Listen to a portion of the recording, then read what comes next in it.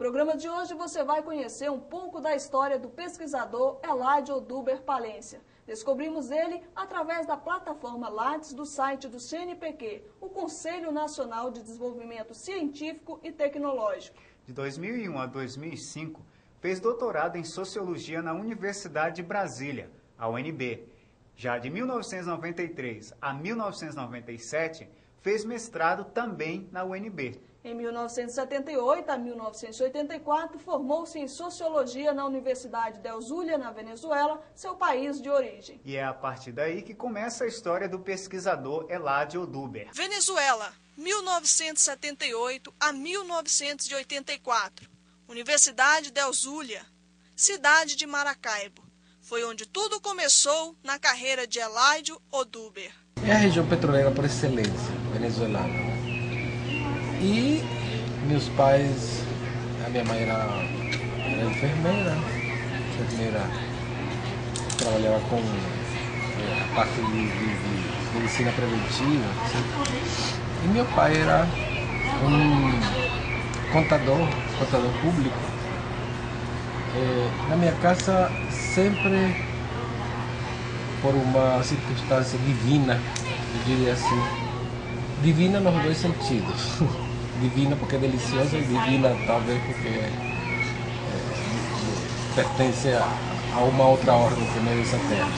Tinha muitos livros, sempre tem muitos livros. Meu pai tinha orientação socialista, a ideologia dele era uma pessoa política, participante, militante, etc. E sempre tinha muita discussão política em casa, muitos livros.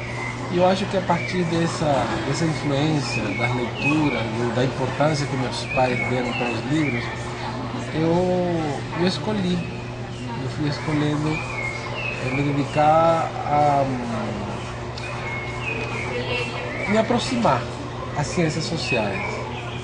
Naquela época, como todavia hoje em dia, ciências sociais se associava muito à ideia de socialismo, né? E eu gostava dessa ideia, desse militante socialista, né? Só que, obviamente, depois que a gente discute, lê, entende mais, a gente se dá conta que não é bem assim.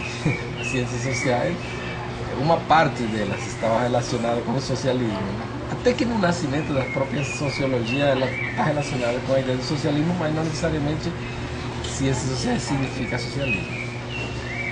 Bom, e a partir daí, eu entrei na universidade.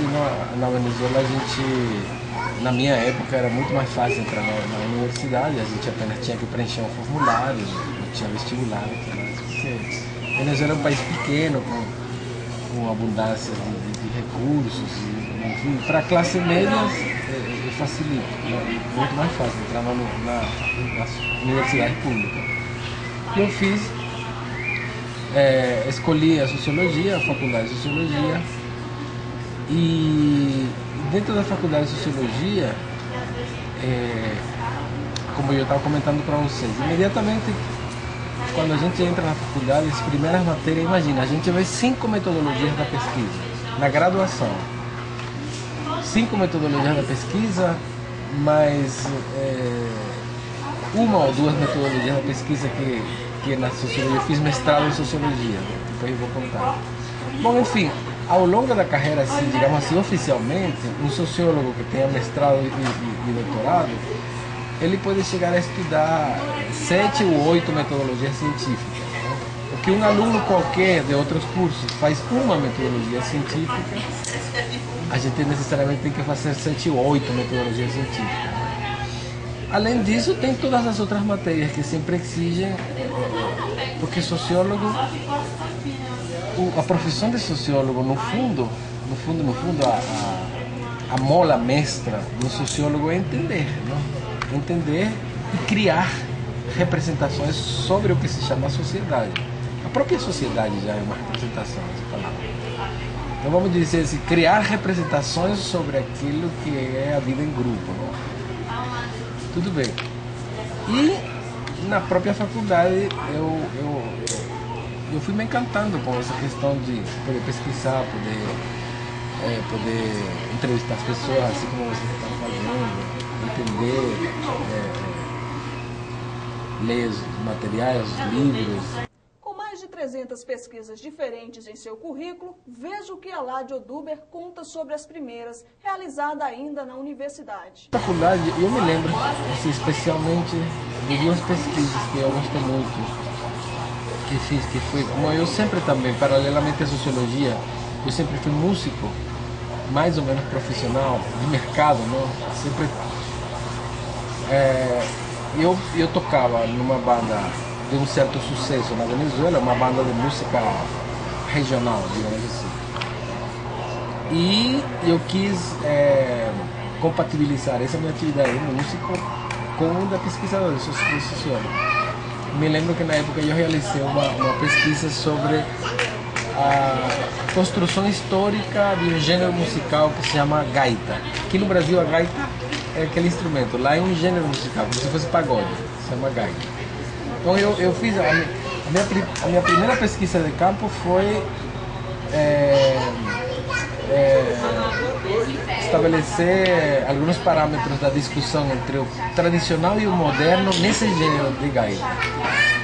E eu fui muito privilegiado porque eu viajei pelo país inteiro e viajei com pessoas muito autorizadas nesse gênero de música, de gaita. Então eu consegui entrevistar muita gente, muitos compositores.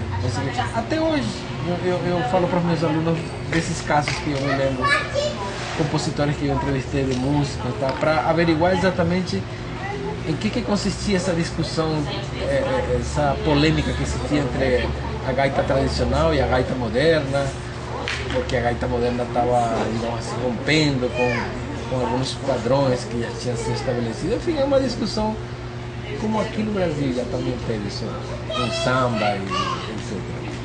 Eu me lembro que essa foi uma das primeiras pesquisas que eu realizei que me deu muita satisfação, pesquisa de campo. Outra pesquisa que eu me lembro na minha graduação foi a pesquisa que eu realizei para a formatura, que fomos 3 pessoas que fizemos, que foi uma pesquisa sobre altares religiosos. Nós escolhemos trabalhar no centro da cidade de Maracaibo, que é uma cidade que tem quase 500 anos, é uma cidade já forte, já 4 séculos e meio deveria ter. E uma cidade tradicional, muito parecida de certa maneira em alguns aspectos a Rio de Janeiro, assim, em termos de construção, São Paulo, Rio, seria mais o Rio. E nós fizemos essa pesquisa, conseguimos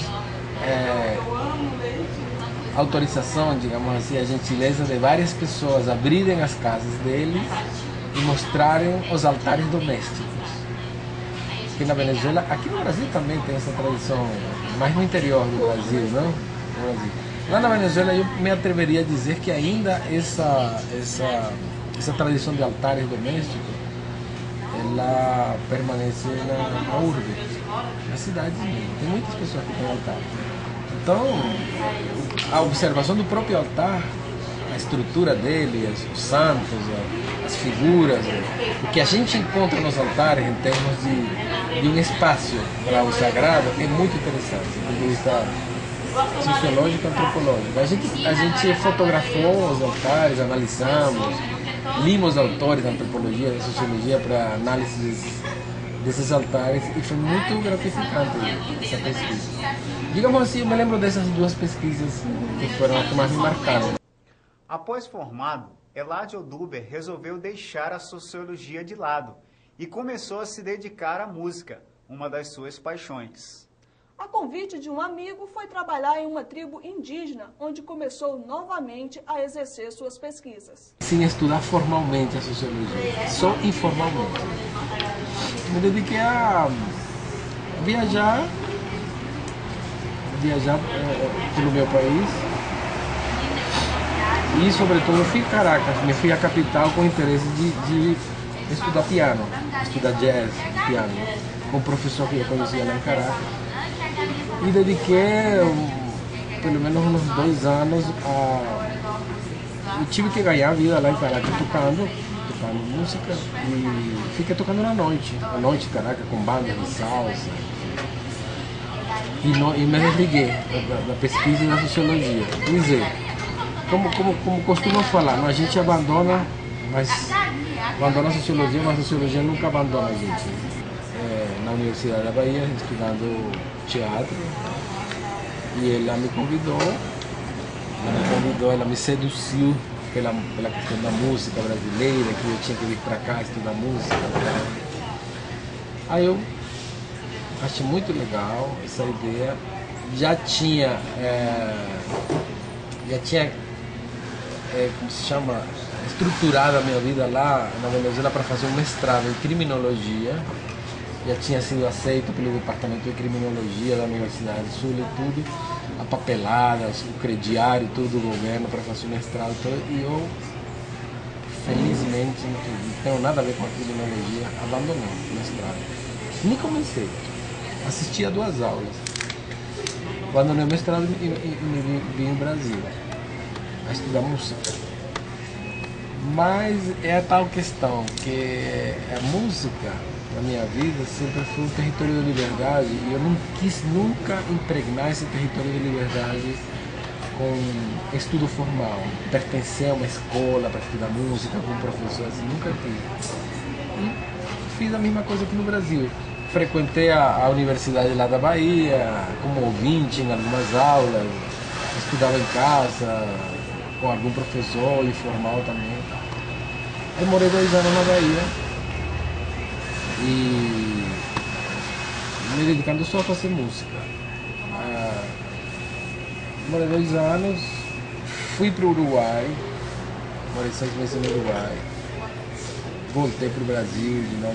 Nada disso tem a ver, o tempo inteiro a sociologia é presente, eu sempre lendo livros, fichando livros, anotando, fazendo observações em cadernos, por aí está ainda os cadernos das favelas onde eu morei na Bahia, etc. Porque a sociologia não me abandonava. Eu sempre tinha olhar de sociólogo para todo lugar onde eu ia, né? Mas isso nunca virou nem artigo científico nem livro. Então, assim, oficialmente isso não é pesquisa. Não tem cara de pesquisa. A verdade mesmo é que depois eu vim, casei lá na Bahia, Taivinha. Minha segunda esposa era daqui, do Brasília, ela me trouxe para Brasília. E também me dediquei um tempão aqui à música, fazendo pesquisas também informais a respeito de estilos musicais, música caribenha, sempre lendo e tentando fazer projetos, mas que nunca... Até que me convenci de que não adiantava nada eu fazer sociologia desse jeito se eu não estava ligado a algum departamento, alguma instituição, e foi quando eu decidi entrar, desempoeirei meu título de sociólogo e fiz os concursos para o mestrado na antropologia. Fiz 2 vezes para antropologia, ali não me aceitaram. Não me aceitaram com razão, eu estava muito destreinado na linguagem acadêmica, na perspectiva acadêmica. Não me aceitaram, eu tive que me esforçar 1 ano, 2 anos, estudando muito para poder ser aceito no mestrado. Até que finalmente eu fui aceito no mestrado em sociologia. Aí começou essa minha, digamos assim, minha trajetória desde os últimos, vamos dizer, desde os últimos 18 anos. As 2 pesquisas de fôlego teórico que eu realizei, assim, que me demandaram mais reflexão, mais tempo de escrever e mais dedicação, acasalamento, foram tanto do mestrado como do doutorado. Né? Essas pesquisas direcionavam para quê? Qual foi o tipo de A do mestrado é essa que eu te comentei. A do mestrado era estudo, né? Das músicas que foram escritas para Brasília em 40 anos de história, né? E como é que Brasília estava representada nessas músicas, tanto em imagens literárias como musicalmente falando, rigorosamente, estritamente musical. Combinação de ritmo, melodia, harmonia dentro dessas músicas, o que essas propostas tinham a ver com Brasília e com a história de Brasília. Isso foi um mestrado. E no doutorado eu quis saber como é que o profissional da sociologia no Brasil, na história da sociologia do Brasil, como é que foi essa trajetória evolucionária, digamos assim. Desde os primeiros sociólogos que o Brasil conheceu no século XIX, digamos assim, até os nossos dias. Como que foi a evolução desses sociólogos? Idosos de mais de 70 anos e jovens menos de 18 anos. Então a gente realizou uma série de perguntas sobre... Agora estou me lembrando agora. Sobre se as propagandas eleitorais influenciavam, não? Na atitude deles em relação às eleições, o que eles achavam mais, o que eu poderia dizer, não é mais detestável, sino mais grave, como crime de um político. Esse foi um resultado que me marcou muito dessa pesquisa, porque as pessoas acham mais grave. Me lembro, no resultado em geral, as pessoas acham mais grave que o político...